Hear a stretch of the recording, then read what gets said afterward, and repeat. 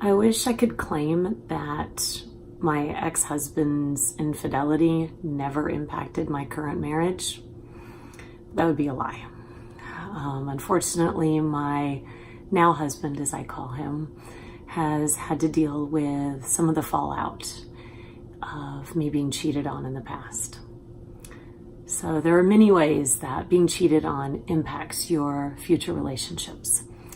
Perhaps the most obvious one is trust. Trust is replaced with doubt to some extent permanently. You're never going to have that sort of blind trust again. And in some ways, that's a good thing.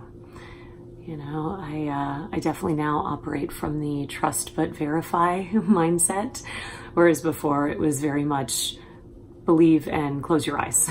Turns out that doesn't work so well. But it's also challenging. I have had to set very firm lines with myself so that I don't go down some rabbit hole of trying to reach a level of certainty, that my now husband is faithful.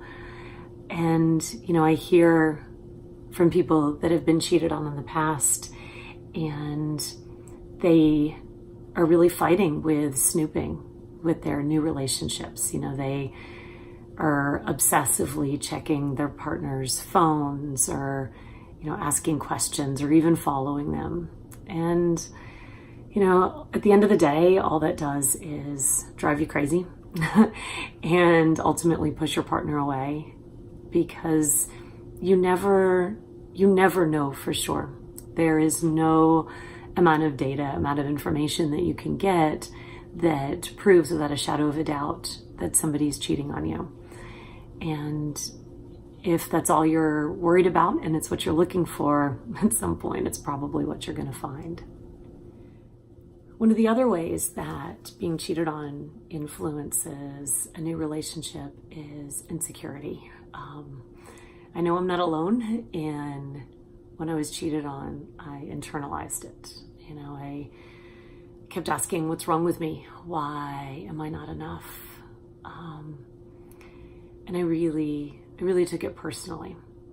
And so it can lead to kind of an overreaction, where I try to be the perfect wife, because if I am the perfect wife, then I won't be cheated on again. Well, two problems with that. One, it's impossible to be perfect. And two, even that is not a guarantee.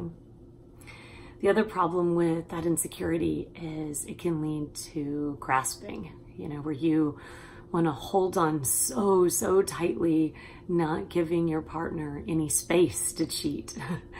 But I don't know if you've ever had, like a young child grab onto you, or a dog that wants constant attention.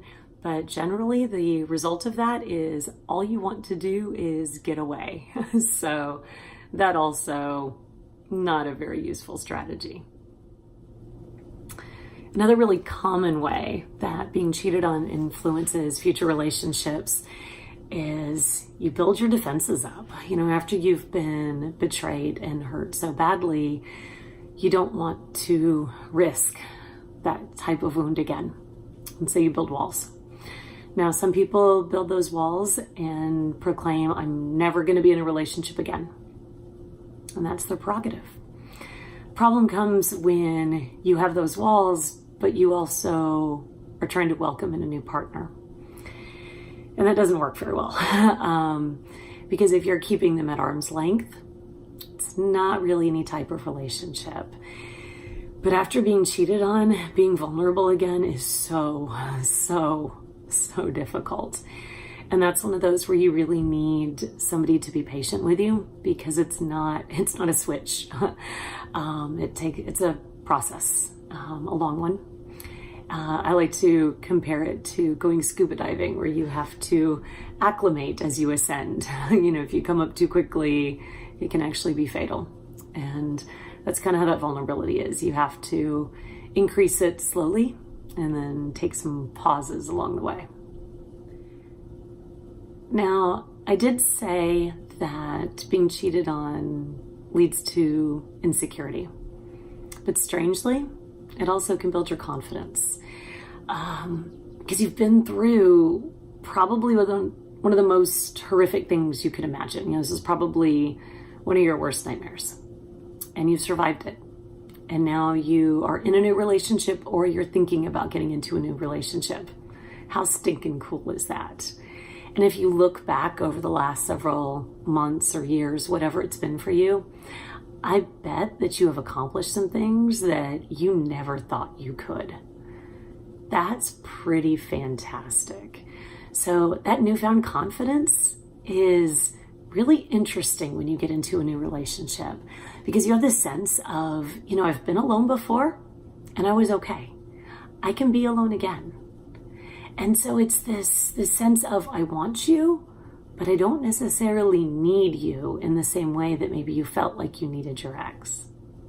And then finally, one of the other ways that infidelity impacts future relationships, it gives you a sort of acceptance, an acceptance of the risk that's inherent in everything, including love.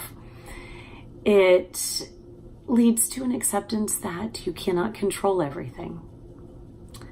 It leads to an acceptance of the gray area of life, that things are not always black and white, and that we don't always know what's around the next corner. But it also leads to an acceptance of, you can find joy, you can find happiness, you can find love in spite of what happens to you. You don't have to have perfection to be happy. And that's a pretty amazing lesson.